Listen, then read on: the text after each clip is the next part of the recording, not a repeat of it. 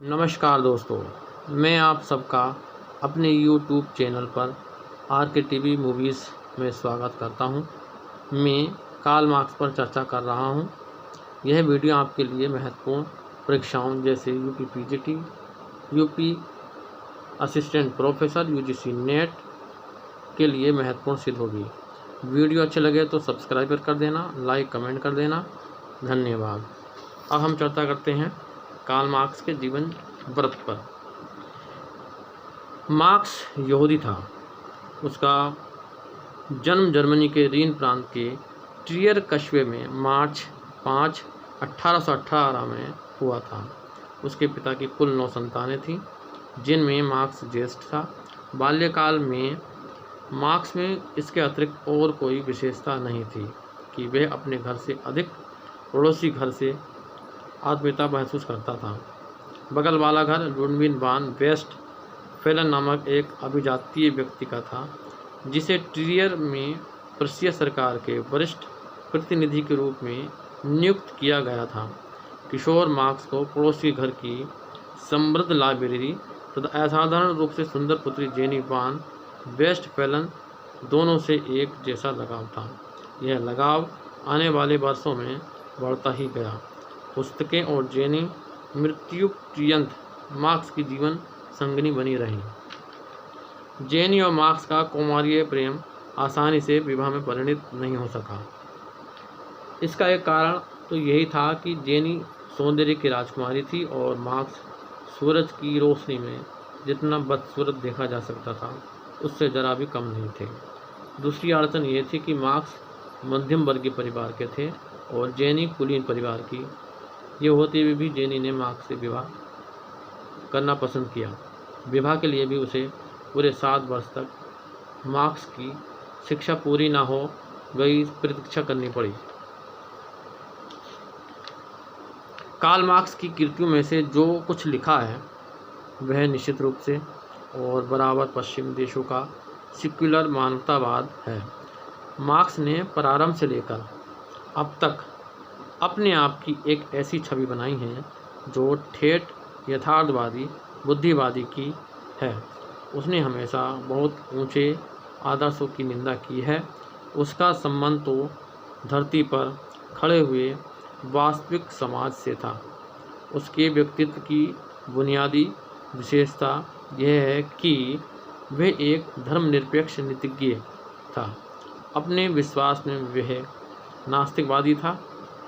उसकी यह मान्यता थी कि धर्म एक राजनीतिक धोखाधड़ी है, जालसाजी है, जिसके द्वारा पूंजीपति गरीबों का शोषण करते हैं, उनकी मानसिकता का लाभ लेते हैं।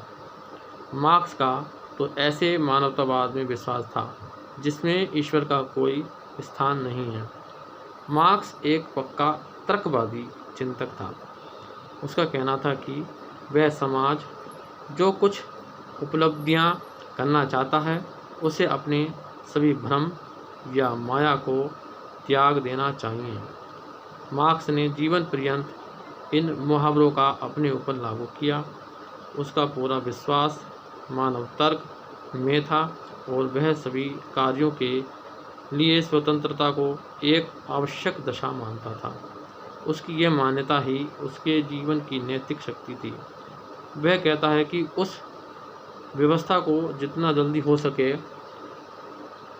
ठोकर लगा देना चाहिए जो मनुष्य को उसके अस्तित्व को स्वीकार नहीं करती।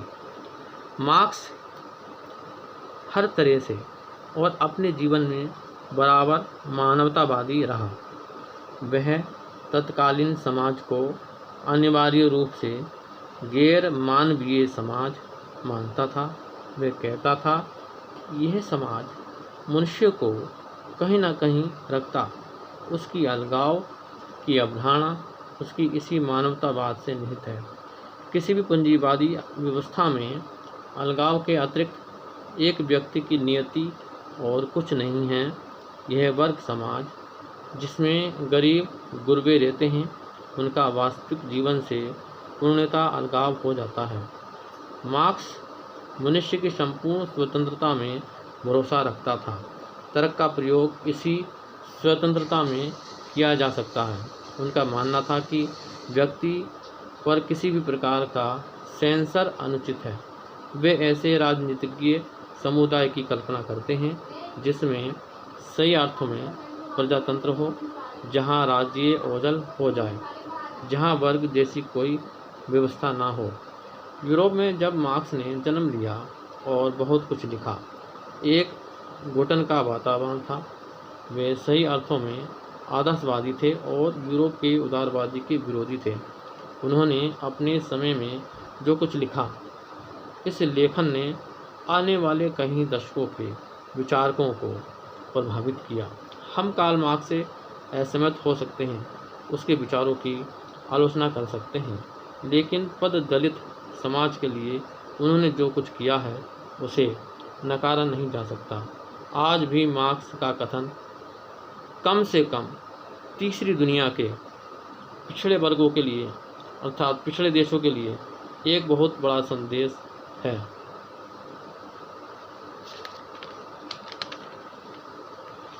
विश्वविद्यालय से पढ़ाई लिखाई समाप्त करने के पश्चात मार्क्स कोई अच्छी नौकरी नहीं कर पाया। उसे कहीं अध्यापक की नौकरी नहीं मिली। ऐसी अवस्था में उसने पत्रकारिता को जीवन यापन का माध्यम बनाया।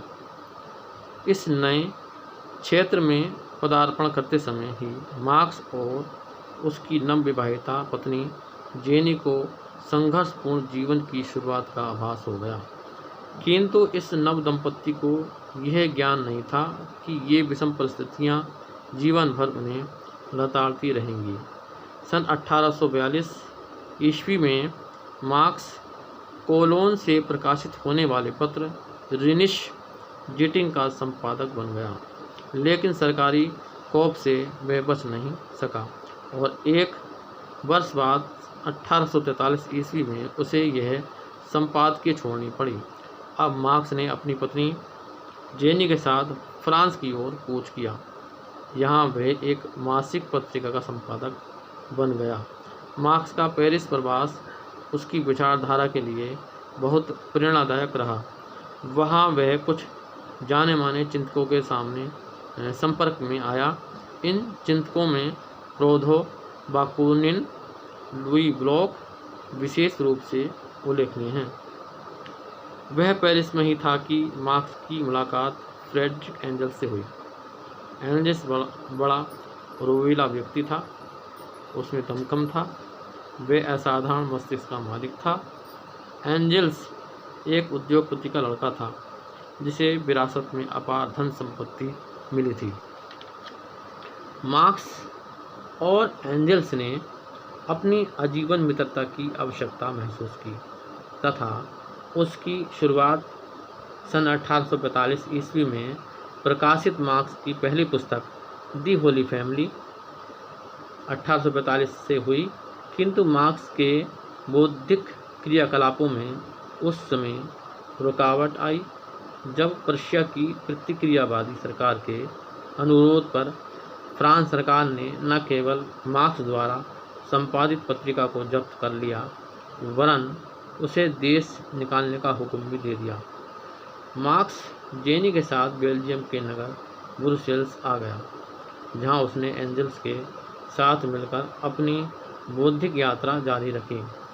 एंजल्स ने अपने नए मित्र की लेखनी की भूख शांत करने के लिए एक साप्ताहिक पत्रिका खरीद ली। यहाँ मार्क्स द्वारा बिताए गए 3 वर्ष समाजवादी आंदोलन के लिए बहुत फलदायक रहे। यहीं पर मार्क्स ने पॉवर्टी ऑफ फिलॉसफी तथा जर्मन आइडियोलॉजी पुस्तकें लिखीं। इन पुस्तकों से स्पष्ट हो जाता है कि मार्क्स ने हेगेल के आदर्शवादी चिंतन का पूर्णतः परित्याग करके राजनीतिक अर्थशास्त्र को अपने चिंतन का आधार बनाया। इधर यूरोप में बहुत बड़े फेरबदल हुए। फ्रांस की राज्य क्रांति असफल रही, नेपोलियन का देवी साम्राज्य गिर गया। अब नए संघर्ष प्रारंभ हुए। ऐसी राजनीतिक अवस्था में कार्ल मार्क्स अपने क्रांतिकारी विचारों को अमली जामा पहनाने के लिए मैदान में आए। 1845 ईस्वी की सर्दी में मार्क्स एंजेल्स ने ब्रुसेल्स में कम्युनिस्ट लीग नामक संस्था की स्थापना की। दुनिया के विभिन्न हिस्सों में बिखरी हुई लीग जैसी प्रगतिशील संस्थाओं को स्पष्ट विचारधारा और एक ठोस कार्यक्रम देने के लिए मार्क्स और एंजेल्स ने 1848 में कम्युनिस्ट मैनिफेस्टो को तैयार किया। मार्क्स अपने तत्कालीन यूरोपीय समाज की देन था। यूरोप के मध्य युग में बड़े क्रांतिकारी परिवर्तन हुए। जैसा कि हमने पहले कहा था कि 19वीं शताब्दी के मध्य में यूरोप में कई आविष्कार हुए। औद्योगिक क्रांति हुई, तार टेलीफोन का आविष्कार हुआ और संसार के सामने कई नए नए आविष्कार आए। इस युग की शायद सबसे बड़ी चुनौती पूंजीवाद और औद्योगिकरण थे। उद्योग के क्षेत्र में प्रत्येक देश प्रतियोगिता जीतना चाहता था।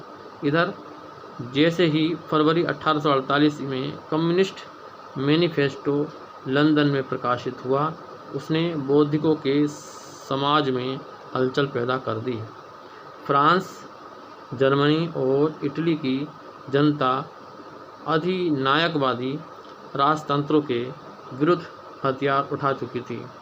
इन सभी देशों में लोकतंत्र की विजय ने मार्क्स के लिए शरण लेने का स्थान तैयार कर दिया। जब बेल्जियम ने मार्क्स को देश निकाला दिया, तब वह से पत्नी पहले फ्रांस और बाद में अपनी जन्मभूमि जर्मनी आ गया। जर्मनी में उसका पुराना समाचार पत्र रीनिस जीटिंग 6 वर्षों से अपनी श्वास फुलाए मरणावस्था में पड़ा था। मार्क्स ने उसमें नई जान फूंकी। इस समाचार पत्र के माध्यम से नागरिक स्वतंत्रता के लिए लड़ाई प्रारंभ की। यह लड़ाई वस्तुतः कलम की लड़ाई थी। 1848 ईस्वी की क्रांति ने कुछ ही महीनों बाद अपनी लोकतांत्रिक उपलब्धियों खो दी। अब उसने मार्क्स के सामने संकट पैदा किया। प्रेस की आज़ादी के अभाव में मार्क्स के लिए क्रांतिकारी विचारों की अभिव्यक्ति मुश्किल हो गई। यह फरवरी 1849 ईस्वी की घटना है, जब मार्क्स और उसके संपादकीय सहकर्मियों पर यह आरोप लगाया गया कि वे अपनी लिखावट द्वारा सरकारी कर्मचारियों के काम में बाधा डाल रहे थे। उन पर 2 बार मुकदमा चलाया गया। मार्क्स ने अदालत में अपनी सफाई में जो बयान दिया, वह प्रेस के दायित्व और व्यावसायिक प्रतिबद्धता को बेजोड़ नमूना। उसने कहा, परिस्थितियों ने हमें यह काम सौंपा है कि हम सरकार के हर काम पर निगाह रखें और छोटे से छोटे अनुचित काम की जानकारी जनता को दें। समाचार पत्रों का यह कर्तव्य है कि वे निर्दोष व्यक्तियों की लड़ाई लड़ें। दास्ता का किला घृणित राजनीति की नींव पर टिका होता है। केवल बड़े बड़े लोगों से ही लड़ना काफ़ी नहीं है। समाचार पत्रों को छोटे छोटे कर्मचारियों के अत्याचारों का भी पर्दाफाश करना चाहिए। दोनों मुकदमों में मार्क्स को अदालत ने दोष मुक्त कर दिया, किंतु प्रशिया की सरकार ने न्यू रीनिस जीटिंग के प्रकाशन पर रोक लगाकर मार्क्स को देश निकाला दे दिया। मार्क्स को फिर अपनी जन्मभूमि त्यागनी पड़ी। वह पेरिस आ गया, किंतु अभी एक ही महीना बीता था कि उसे फ्रांसीसी सरकार का फरमान मिला कि वह अपनी पत्नी के साथ 24 घंटे के अंदर पेरिस छोड़ दे। मार्क्स का निर्वासन बार बार होता रहा। आखिर उसने 24 अगस्त 1849 ईस्वी में लंदन में प्रवेश किया, जहां लोकतंत्र की जड़ें मजबूत थीं। लंदन जेनी और उसके बच्चों के लिए बेरहम सिद्ध हुआ। लंदन उनके लिए दरिद्रता, रोग, मृत्यु, पीड़ा और अपमान का पर्याय बन गया। अभिजात परिवार के विलासितापूर्ण जीवन का उपभोग करने वाली जेनी ने इन दुखदायी परिस्थितियों में भी आत्मसमर्पण नहीं किया।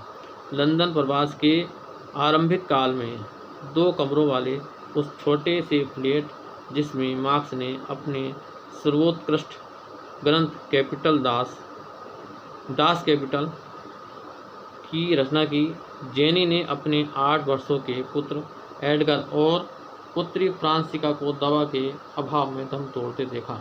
गृहस्थी के बारे में मार्क्स की लापरवाही और उपेक्षा ने जेनी के दुखों को बढ़ा दिया। गृहस्थी के बारे में मार्क्स की लापरवाही और उपेक्षा ने बहुत सारे दुख दिए। घर का किराया, दूध, भोजन, दवा, कपड़े लत्ते आदि सब खर्चों के लिए यह परिवार एंजल्स की उदारता पर निर्भर था। यद्यपि मार्क्स न्यूयॉर्क से प्रकाशित होने वाले समाचार पत्र छैती ट्रिब्यून का लंदन स्थित संवाददाता बन गया, फिर भी इससे प्राप्त होने वाला पारिश्रमिक नाम मात्र को ही था। गरीबी की इससे अधिक तीखी मार क्या हो सकती है कि जिस समय फ्रांसिका की मृत्यु हुई, मार्क्स के पास एक कौड़ी भी नहीं थी कि वे अपनी बच्ची को कफन उड़ा सके। जेनी ने इस घटना का वर्णन करते हुए अपनी संक्षिप्त आत्मकथा में लिखा है, मैंने इस विपदा की घड़ी में फ्रांसीसी परिचित व्यक्ति से सहायता मांगी। उसने मुझे तुरंत 2 पाउंड दिए जिससे वह छोटा सा कफन खरीदा जा सका जिसमें मेरी अभागी बच्ची शांतिपूर्वक सो रही है। मार्क्स की हस्तलिपि जितनी गंदी थी उतनी ही बदसूरत उसकी ज़िंदगी कुछ अनजाने पहलू भी थे जिन्हें जानबूझकर छिपाया गया। गंदी हस्तलिपि के कारण जहां मार्क्स को रेलवे क्लर्क की नौकरी नहीं मिल पाई, वहीं उसके कच्चे चरित्र और निठल्लेपन ने उसकी पत्नी को अनंत यंत्रणाएं दी।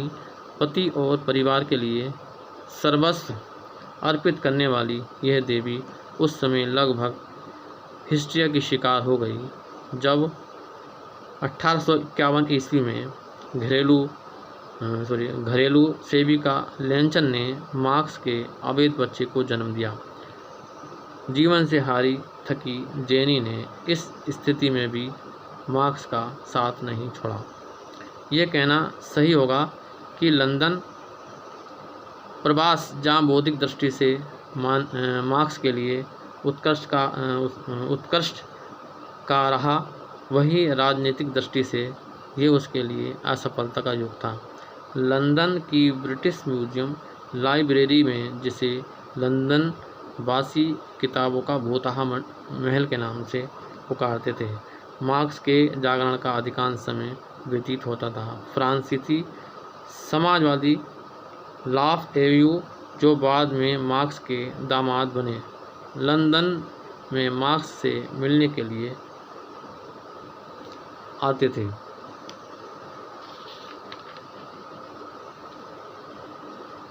जीवन के अंतिम 15 वर्षों के दौरान मार्क्स ने एक भी उल्लेखनीय रचना नहीं लिखी।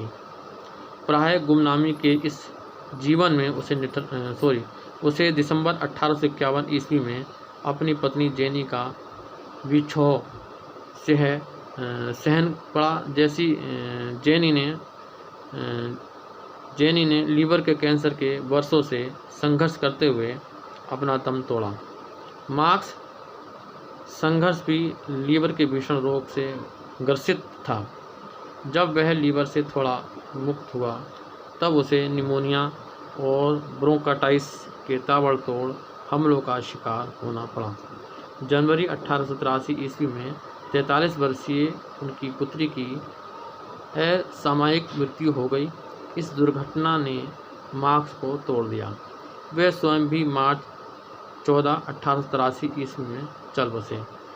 मार्क्स के समाधि स्तंभ पर अब भी युगांतकारी नारा अंकित मिलता है, दुनिया के मजदूरों एक हो जाओ।